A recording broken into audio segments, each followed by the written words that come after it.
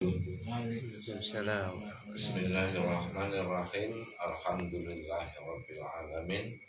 Wassalatu wassalamu ala sayyidina Muhammadin sayyidil awwalin wal akhirin wa ala alihi wa sahbihi ajmain. Amma ba'du. Ya ayyuhal mujahidun wal mujahidat rahimakumullah. Usikum wa nafsi bi taqwallahi faqad fazal muttaqun. Hadirin hadirat rahimakumullah. Rasulullah Shallallahu Alaihi Wasallam di dalam salah satu hadisnya beliau bersabda, "Man ahabba ayyubsatalahu fi rizqihi wa yunsa'alahu fi asarihi wal yasil rahimah." Yang artinya siapapun di antara kita yang menginginkan diperluas rezekinya dan dipanjangkan umurnya, maka hendaknya menyambung tali kasih sayang atau silaturahim. Di sini saya baca pada malam hari ini karena ini merupakan mujahadah pertama setelah berpuasa Ramadan dan kemudian masih di dalam bulan Syawal. Banyak orang menjelaskan tentang makna silaturahim. Barangkali apa yang saya sampaikan nanti itu menjadi semacam tambahan pengetahuan tentang kenapa muncul hadis ini dan hakikat dari makna yang pertama tentang diperluas rezekinya dan yang kedua tentang ditambah umurnya. Yang pertama mungkin ditambah umurnya dulu. Memaknai ditambah umurnya, ulama ada yang mengatakan bahwa yang dimaksud adalah umur tetap karena itu sudah ada di Lauhil Mahfuz. Dan juga di dalam Al-Quran disebutkan fa'idza jaa ajalum la yasta'khiruna atau wa la yastaqdimun. Kalau sudah ajal ya umur tidak bisa ditunda, baik tidak bisa dimajukan dan tidak bisa ditunda. Kemudian dengan berdasarkan ini para ulama mengatakan bahwa yang dimaksud tambah umurnya itu bukan umurnya menjadi panjang yang harusnya 60 jadi 80, tetapi yang dimaksud adalah umurnya mengandung berkah. Nah, berkah itu apa? Berkah itu kalau menurut bahasa ya ziyadatul khair, bertambahnya kebaikan. Nah, yang dimaksud dengan bertambahnya kebaikan itu bisa diilustrasikan begini. Ada orang berpenghasilan katakanlah 1 tahun atau 1 bulan katakanlah 3 juta. Tapi dengan banyaknya dia bersilaturahim, uang 3 juta itu mampu untuk membiayai kebutuhan hidup, bahkan sampai membiayai pendidikan anak-anaknya, bahkan masih punya tabungan. Sebaliknya ada juga orang yang penghasilannya bisa lebih besar dari itu, tetapi selalu habis dan bahkan sering kekurangan. Buktinya masih punya utang, cicilan rumah, cicilan mobil, cicilan macam-macam. Nah, tapi saya tidak mengatakan yang punya cicilan berarti nggak berkah ya. Jadi yang saya maksud adalah bahwa hidup yang berkah itu mungkin nilai nominal rupiahnya itu tidak terlalu besar, tetapi cukup dan cukup, bahkan bisa berlebih. Itu karena misalnya tidak ada kebutuhan mendesak karena hidupnya sehat terus. Nah, kalau orang sehat nggak butuh duit untuk berobat. Kemudian di samping itu juga tidak punya pantangan makanan. Kalau orang punya pantangan makanan itu berat loh. Ya. Katakanlah bukan pantangan, kesenangan. Saya senang pecak terong. Saya contohkan diri saya sendiri.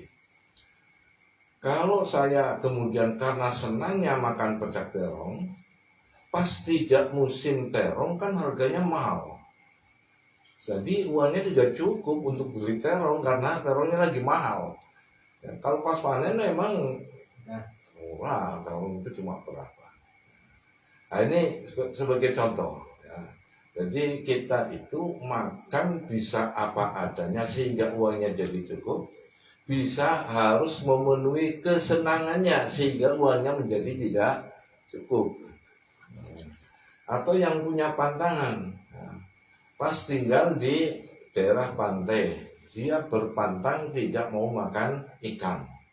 Waduh, padahal yang namanya ikan di sana murah meriah, tapi nggak bisa makan kan. Makanya harus tempe tahu. Tempe tahu di sana mahal. Nah, ini contoh bahwa orang punya berkah itu kita nggak sakit, kita makan bisa sesuai dengan musimnya sehingga harganya selalu murah sehingga uangnya bisa lebih. Nah, ini tentang barakah di dalam umur. Jadi bukan umurnya ditambah plus sekian tahun, tetapi umurnya penuh dengan berkah, termasuk di dalamnya misalnya punya manfaat untuk orang lain. Punya manfaat itu tidak harus punya ilmu kemudian berceramah, malah zaman sekarang itu ceramah bukan lagi pengabdian, ceramah sekarang itu sudah menjadi mata pencarian. Nah, ini repotnya sekarang. Nah, jadi yang dimaksud bermanfaat itu ya tetangga lagi repot kita ikut membantu. Ya. Bahkan ini tentang kerepotan. Rasul Shallallahu Alaihi Wasallam pernah bersabda, sungguh benar-benar membantu tetangga seharian karena kebutuhannya lebih baik daripada sholat 1 rakaat di masjid saya, fi masjidi hadza. Nah, padahal sholat di Masjid Nabawi itu 1000 kali lipat pahalanya. Itu kurang baik dibanding dengan membantu tetangga yang sedang kerepotan, misalnya lagi ngedam, atau misalnya lagi nyunati atau lagi mantenan. Bahkan saya mengatakan saking rajinnya membantu tetangga itu nggak ingat dia masuk ke situ jam 9 atau jam 10 mulai siap-siap ada tamu itu ini sibuk sampai pada asar belum satu. Mudah-mudahan tidak berdosa. Bahkan saya katakan orang yang lagi punya hajat itu boleh menjamak sholat sehingga tidak perlu ada pengantin syariah. Ini ada istilah pengantin syariah. Jadi kalau udah dihias itu pas azan zuhur pengantin harus turun sholat tepat waktu. Wah kasihan ini biaya bedaknya jadi double. Nah ini saya hanya ingin mengatakan bahwa kadang kita di dalam sikap beragama karena keterbatasan pengetahuan agama seakan-akan berlebihan di dalam beragama, sementara agama itu tidak menuntut sampai di situ. Bahkan kalau dilihat dari banyak hadis itu kita membantu sesama lebih diutamakan daripada kita sholat sunnah berkali-kali atau berbanyak rakaat. Baik, kita kembali ke umur ya. Nah, jadi umur sebagian mengatakan tidak tambah, tapi sebagian mengatakan umur tambah. Ya tapi kan ada itu tadi tidak bisa ditunda, tidak bisa dimajukan kalau sudah ajal. Atau ada lagi hadis yang menjelaskan tentang pada waktu bayi dalam kandungan itu sudah ditentukan bakal berumur sekian. Nah, kalau silaturahim bisa menambah umur kan berarti bertentangan. Maka ada yang mengatakan umur bertambah bukan hanya berberkah, tapi juga memang benar-benar bertambah. Nah, kemudian dari mana ini? Dasarnya? Dasarnya adalah bahwa Allah Subhanahu wa Ta'ala telah menetapkan takdirnya, dan takdir itu bisa berubah oleh harapan kita. Kalau kita berdoa kepada Allah, ya Allah berikanlah saya panjang umur yang bermanfaat, insya Allah akan dikabulkan. Nah, ketika kita bersilaturahim karena mendengar ada janji tadi, kan berarti ketika kita bersilaturahim ada harapan untuk dalam hatinya. Wah, saya silaturahim, mudah-mudahan umur saya panjang, kan jadi doa. Nah, doanya itulah yang bisa membatalkan takdir Allah. Yang membatalkan bukan kita, Allah membatalkan takdir seseorang karena orang itu memohon kepada Allah. Ini tentang panjang umur. Nah, yang kedua, bahwa orang yang silaturahim itu lebih luas rezekinya. Maka di sini yang ingin saya sampaikan bahwa dalam ilmu ekonomi yang saya juga tidak begitu mendalam, tapi sedikit-sedikit pernah baca, ada istilah akses dan aset. Nah, orang bisa mempunyai aktivitas yang bernilai ekonomis walaupun tidak punya modal. Karena apa? Karena dia punya akses. Nah, jadi ini dalam ilmu pemasaran mungkin ada itu. Dan sebaliknya, orang punya modal banyak, punya aset berarti, tapi tidak punya akses karena kurang silaturahim, karena tidak bergaul, karena tidak berinteraksi sosial, karena orangnya pelit, karena orangnya pemarahan, karena orangnya tidak mau senyum. Nah, orang begini biar duitnya banyak, tapi tidak luas rezekinya karena duitnya cepat habis. Duitnya tidak bisa mempunyai hasil yang bersifat ekonomis. Nah, jadi diluaskan rezekinya bagi orang yang silaturahim itu gambarannya adalah orang yang punya akses akan lebih berhasil di dalam aktivitas ekonominya dibanding dengan orang yang punya aset. Nah, tentu kalau aset dan aksesnya bagus ya lebih berkembang lagi. Nah, tapi kalau dinilai mana yang lebih penting antara akses dan aset, ternyata lebih penting akses. Dan saya ingin memberikan contoh pengalaman pribadi saya ketika masih menjadi kepala SMA. Itu saya membuat beberapa buku untuk pegangan siswa, karena buku di toko kan mahal. Jadi saya buat sendiri, tapi waktu itu masih diketik dan fotokopi. Nah, kemudian melihat bahwa ini kurang menarik. Nah, akhirnya saya coba ke percetakan. Nah, ketika di percetakan itulah terjadi obrolan. Nah, kalau sekarang nggak terlalu menghasilkan usaha percetakan sekarang karena sudah teknologi maju itu. Tapi dulu sangat meyakinkan orang punya usaha dalam percetakan. Nah, melihat saya sekali nyetak itu sekian juta rupiah untuk sekian banyak buku untuk siswa. Ini kalau kertasnya harganya cuma segini, ongkos cetaknya berarti keuntungannya cukup besar. Saya bilang, saya pengen beli mesin cetak. Kenapa? Ya karena saya juga pengen seperti sampean punya usaha. begini, menurut ilmu ekonomi itu orang berusaha itu modal utamanya bukan uang, modal utamanya adalah